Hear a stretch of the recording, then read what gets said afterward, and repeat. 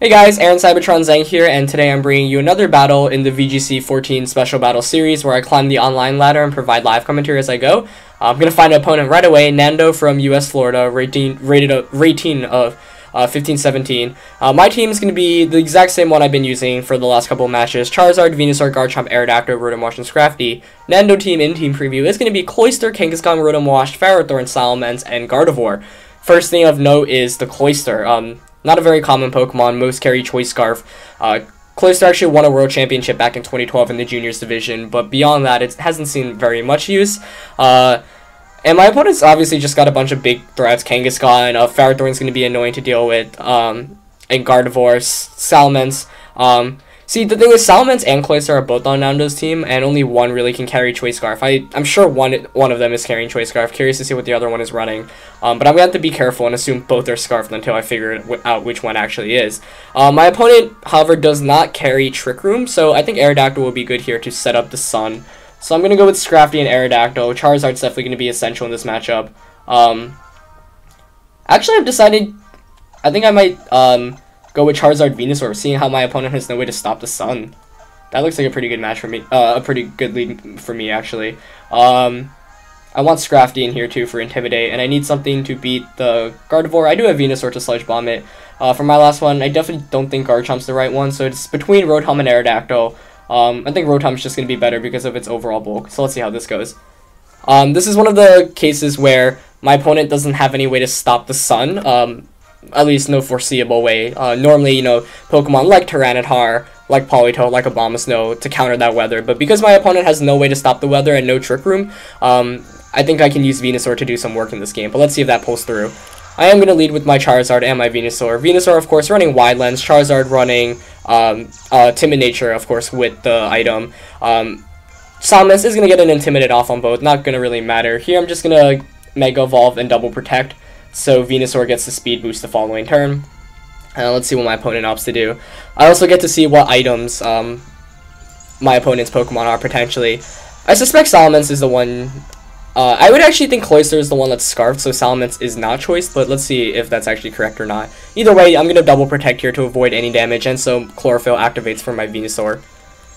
I probably actually could have attacked with Venusaur this turn, but I don't want Salamence doing anything to it, and I want to conserve both of my Pokemon for now. So, making the safest play possible.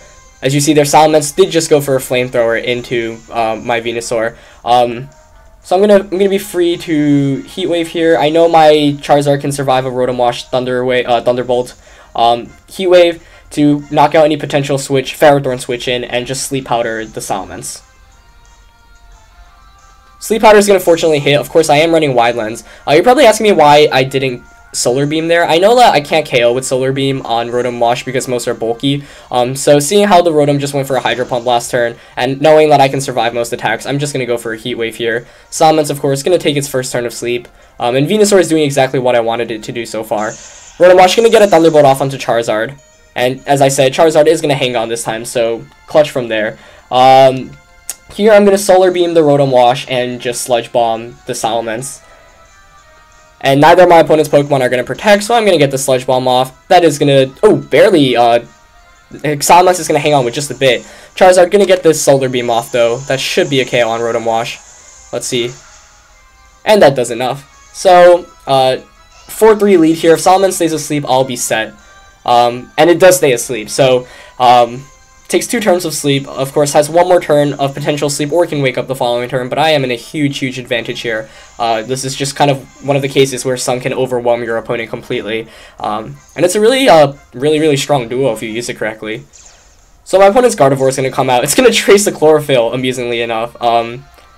Here I'm just going to go for a Heat Wave with my Charizard, and I'm actually in some trouble because it traced that Chlorophyll. And my opponent can either use a Psychic Attack on Venusaur, or... Let's see. Charizard did move before Salamence, though. That was important knowledge. So I'm just going to go for a double target into the Gardevoir.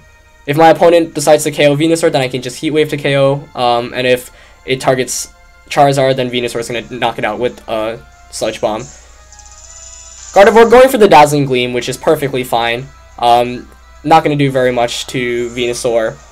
And Venusaur should get the Sludge Bomb off here, as it does, which will be a super effective hit, of course, because Poison is super effective against Fairy. Not going to knock it out. Salamence is going to wake up, and it's going to get a Flamethrower off, and that should be a KO on me. Yeah. So my opponent does a nice job bringing some momentum back. A couple well-played turns there, as I'm forced to switch into Scrafty and Rotom. Scrafty, great in this matchup, but I don't think it's going to do as much as I wanted to do, because now I'm kind of forced to switch it in, and Gardevoir gets a super effective hit off to it, so I probably should have overheated the I should have Sleep Powdered the Gardevoir instead, but I didn't want to really deal with any misses. So here I'm going to Will-O-Wisp the Salamence. I kind of anticipate a Kangaskhan switch in and just fake out the Gardevoir. Okay, Gardevoir's not going to protect, so that's a relief. And Kangaskhan doesn't switch in, but that's actually fine, because that means I am going to be able to knock out the Salamence regardless with the Will-O-Wisp. Salamence opting to go for a Flamethrower onto Rotom Wash. Okay. Rotom is going to hit the Will-O-Wisp there. Obviously not the best accuracy, but if I wanted to burn a Kangaskhan switch in, because obviously my opponent has not revealed his Mega Pokemon yet, and if I were able to nail the Kangaskhan switch in, that'd be huge. But I get a perfect turn, as Gardevoir surprisingly doesn't protect to block the Fake Out, and Salamence is just going to burn, faint, excuse me, from burn. I suspect Kangaskhan's going to be my opponent's last Pokemon, but let's see. Yep. Fortunately, we don't see a Ferrothorn, which is always good. And here I suspect the Kangaskhan's going to Mega Evolve and return my Rotom, so I kind of want to protect and just Drain Punch. But if he goes for a Power Up Punch on Scrafty, then I'm in some big trouble. I don't think Scrafty can 2-hit KO the Kangaskhan though, so I'm going to have to... This is tough. I'm going to just Will-O-Wisp and Drain Punch. Let's see how this plays out. Kangaskhan obviously going to Mega Evolve. If Kangaskhan goes for a Fake Out here, I will win the game. If Kangaskhan has to either return or Power Up Punch this turn. So I'm going for the safest play. Oh, but Kangaskhan's just going to Fake Out. Okay. On to Scrafty. Now, of course, it may be running Facade too, which would spell out some trouble for me. Rotom fortunately going to connect with this Will-O-Wisp. I probably should have actually Thunderbolted anticipating the Facade, but oh well. Kangaskhan obviously going to take some burn damage here. Let's see if it is running Facade or not. Going to Hydro Pump and just Drain Punch here. And the moment of truth.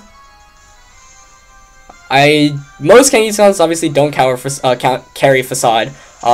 This is one of the cases where it'd help it out. But Kangaskhan just going for a Power Up Punch. So that indicates to me that it does not have Facade, which is very good for me, as I am going to get a Hydro Pump and a Drain Punch off, and that I'm glad I didn't protect with Rotom the last turn, because then it would have been a waste, and it would have made the game a lot harder to win. But as you see here, Drain Punch should do enough to knock it out, and it does.